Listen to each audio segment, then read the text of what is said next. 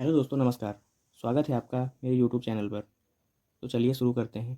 आज का topic BA fourth semester political science western political thoughts, जो कि अपना टॉपिक है बीए फोर्थ सेमेस्टर का।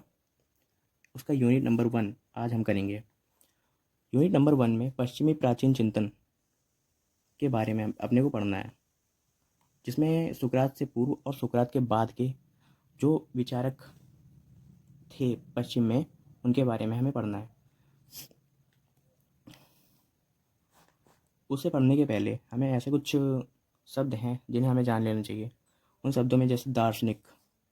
दार्शनिक क्या होता है? दार्शनिक एक ऐसे व्यक्ति को कहा जाता है जो कि गहराई से सोचने वाला व्यक्ति है। अगर हम इसे किताबी भाषा में कहें तो गहराई से सोचने वाले व्यक्ति को हम कह सकते हैं वह व्यक्ति जो तर्क से सोचता है और विचारों का, तर्क यानी विचार होता है, तर्क से सोचता है और प्रमाण के आधार पर ज्ञान को प्राप्त करता है, वही दार्शनिक है।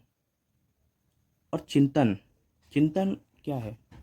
चिंतन सोच विचार करना। चिंतन क्या है? अभी मैंने आपको बताया दार्शनिक। जो जब दार्शनिक चिंतन यानी जब दार्शनिक सोच विचार करते हैं तो वही चिंतन है। लेकिन ऐसा कोई भी सोच विचार नहीं वह चिंतन हो जाएगा। चिंतन वह होगा जो कि ऐसा कोई विचार हो जिसे बहुत गहराई से वो सोचते हों और उसका कोई परिणाम निकल के आता हो, वही चिंतन है। अब आगे अपने टॉपिक पढ़ते हैं। राजनीतिक चिंतन को कितने भागों में बांटा गया है? तो राजनीतिक चिंतन पढ़ने से पहले अपने को ये जान लेना चाहिए कि राजनीतिक चिंतन को कितने भागों में बांटा है। राजनीतिक चिंतन को 3 भागों में बांटा है। अपने को इस टॉपिक में पश्चिमी प्राचीन चिंतन के बारे में पढ़ना है। तो हम लेकिन यूनिट 1, यूनिट 2 और यूनिट 3, यूनिट 1 पहले पढ़ने से पहले हम इनके बारे में जान लेते हैं, क्योंकि हमें 1, 2, 3 इन तीनों यूनिटों में हमें पश्चिम के प्राचीन चिंतनों के बारे में ही जानकारी जानने की कोशिश करना है। इसीलिए हम पहले यूनिट 1 और फिर यूनिट 2 और यूनिट 3 के बारे में जानकारी इकट्ठा कर लेते हैं कि आखिर इनमें हमें पढ़ना किसके बारे में है। तो उसी प्रकार से हम इसे बताते हैं आपको। प्राचीन राजनीतिक चिंतन, यूनिट 1 में हमें प्राचीन प्राचीन राजनीतिक चिंतन के बारे में पढ़ना है, जिसमें सुकरात, प्लेटो, अरस्तु आदि के बारे में पढ़ना है। सुकरात कौन थे?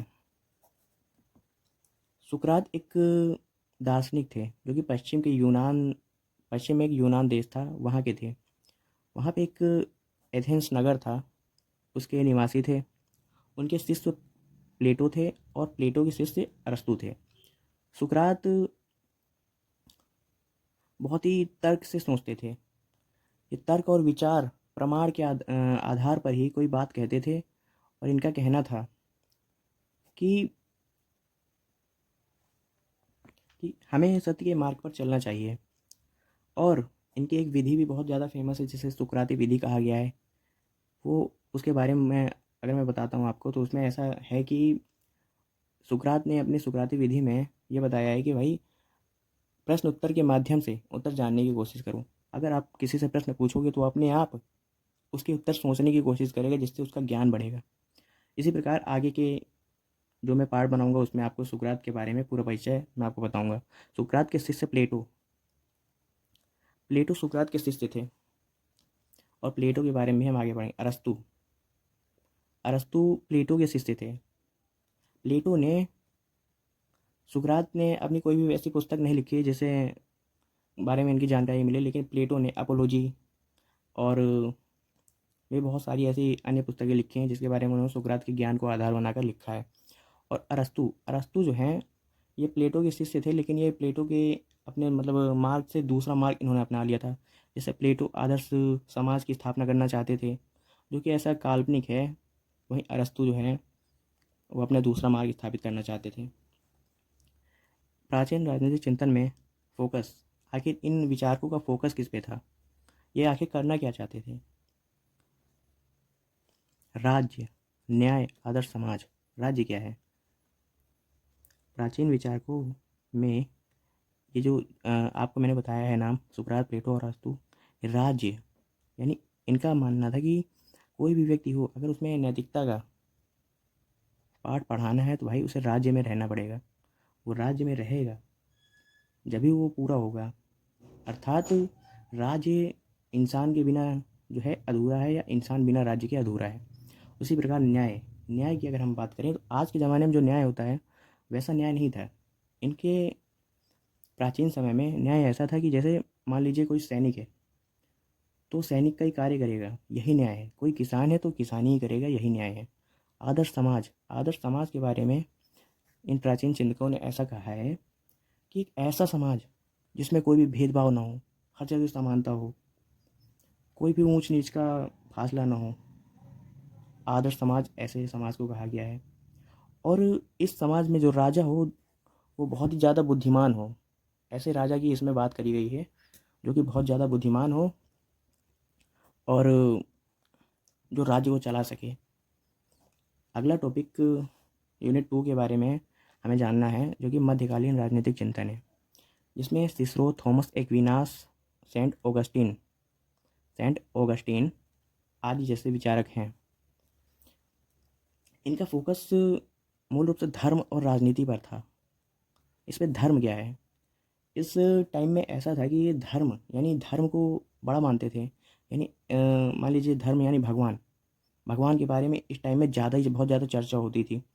और दूसरे पॉइंट में चर्च राज्य विवाद, चर्च राज्य विवाद, इसमें ऐसा था कि राज्य और चर्च के बीच में बहुत ज़्यादा बहस ऐसी छिड़ी हुई थी कि भाई चर्च बड़ा है या राज्य। इस टाइम में ये बात बहुत ज़्यादा छिड़ी हुई थी कि भाई राज्य का जो राजा है वो बड़ा है या चर्च का जो पोप है वो बड़ा है। इसके बारे में भी हम आगे यूनिट 2 में पढ़ेंगे। आधुनिक राजनीतिक चिंतन, आधुनिक राजनीतिक चिंतन यानी आज के टाइम में आधुनिक राजनीतिक चिंतन जो है जब से शुरू हुआ है, जब से आज तक के टाइम में मैकियावेली, ऑगस्टीन और जीन बोर्डिंग ऐसे विचारक थे जिन्होंने अपने दर्शनों के माध्यम से आज के टाइम में बहुत सारी ऐसे विचार प्रस्तुत किए हैं जिन्हें हम लोग आज के टाइम में पढ़ते हैं। उसमें भी कुछ विचार आगे के टॉपिक में हम पढ़ेंगे। उसमें अगर मैं आपको कुछ शॉर्ट टर्म में बताऊं तो ये सामाजिक अनुबंध, मैकियावेली ने अपना एक सिद्धांत मतलब ऐसा कहा था कि सामाजिक अनुबंध। पहले क्या था कि मध्यकालीन राजनीति में क्या था कि यहाँ पे जो फोकस था वो धर्म में था, यानी भगवान आदि में बहुत ज़्यादा भरोसा करते थे लोग। लेकिन मतलब ऐसा था कि भगवान ने दुनिया बनाई या भगवान ने राज्य बनाया, ऐसे कुछ टॉपिक्स। लेकिन मैकियावेली के टाइम में क्या हुआ, जो आधुनिक राजनीतिक चिंतन थे यानी राजनीतिक चिंतक थे, उसके टाइम में क्या हुआ कि सामाजिक अनुबंध, इनका मानना था कि राज्य कोई ईश्वर की देन नहीं है। राज्य जो है राज्य के लोगों द्वारा अपने सुरक्षा के लिए बनाया गया है। इनका क्या मानना था कि भगवान नहीं है, मतलब भगवान ने ऐसा कोई राज्य का सिद्धांत नहीं दिया है, राज्य नहीं बनाया है। लोगों की सामाजिक समझौता है, यानी लोगों ने अपने सुरक्षा के लिए एक ऐसा समझौता किया जिसे सामाजिक अनुबंध कहा गया। यानी समाज के बहुत सारे लोग हैं, उन्होंने एक समझौता किया जिससे एक राज्य का निर्माण बना और उसी में आगे चलकर लोकतंत्र स्थापित हुआ। जैसे हम मान सकते हैं या हम कह सकते हैं कि भाई लोकतंत्र की जो हमारे यहाँ पे अभी आजकल भारत में क्या है, लोकतंत्र है। लेकिन लोकतंत्र की जो पृष्ठभूमि है, यहाँ हम लोकतंत्र की कह सकते हैं कि लोकतंत्र की नींव कहाँ पे रखी गई, यानी स्थापना कहाँ से इसकी आरंभ हुई है। तो ये हम यहीं पे कह सकते हैं कि लोकतंत्र की स्थापना यहीं पे, जो राजनीतिक चिंतन बात कर रहे हैं, यहीं से लोकतंत्र की स्थापना शुरू हो गई है। दूसरा पॉइंट क्या है, अधिकार। इन चिंतकों ने अधिकार के बारे में बात किया गया, मतलब इन्होंने अधिकार के बारे में, जैसे आजकल क्या है हमारे भी संविधान में बहुत सारे ऐसे अधिकार हैं जिन्हें मौलिक अधिकार कहा गया है। कुछ ऐसे भी अधिकार हैं जो मौलिक नहीं हैं, लेकिन फिर भी हमें उनका पालन करना चाहिए, कर्तव्य है हमारे मतलब अधिकार तो हमें मिले लेकिन हमें उनके कर्तव्यों का भी पालन करना चाहिए जो कि संविधान में है। उसी प्रकार इन्होंने यह सोचा कि भाई अधिकार क्या है, हमें अधिकार क्या मिले हैं। इसके लिए उन्होंने ऐसा माना कि यह हमारा जन्म हो गया है तो हमें कौन से ऐसे अधिकार मिले हैं, यानी जन्म से हमें कौन से ऐसे अधिकार मिले हैं, उसके बारे में मैकियावेली ने या और मतलब ऐसे चिंतक थे, उन्होंने जानना शुरू कर दिया। फिर इसके आगे इन्होंने मैकियावेली ने और एक बात यानी विचार कहा जो कि बहुत ज़्यादा फेमस है। इन्होंने कहा कि राजनीति ही असली शक्ति है। यानी इन्होंने जो राजनीति है इसको बहुत ज़्यादा पावरफुल बताया है और कहा है अगर ये मिल गई तो भाई संभाल के रखो, यानी इसे खोने मत दो, इसे बनाए रखो। तीसरा पॉइंट क्या है, लोकतंत्र। आगे चल के हम जैसे बात कर रहे हैं तो ये यूनान के सारे दार्शनिक हैं। तो यूनान में एक नगर था, उसे एथेंस बोलते थे। एथेंस में आगे चल के फिर जनता का, यानी जनता के द्वारा जो भी शासन था वो जनता के द्वारा चलाया जाने लगा, यानी वहाँ पे लोकतंत्र की स्थापना हो गई। तो अगले पार्ट में हम इसके आगे का पढ़ेंगे।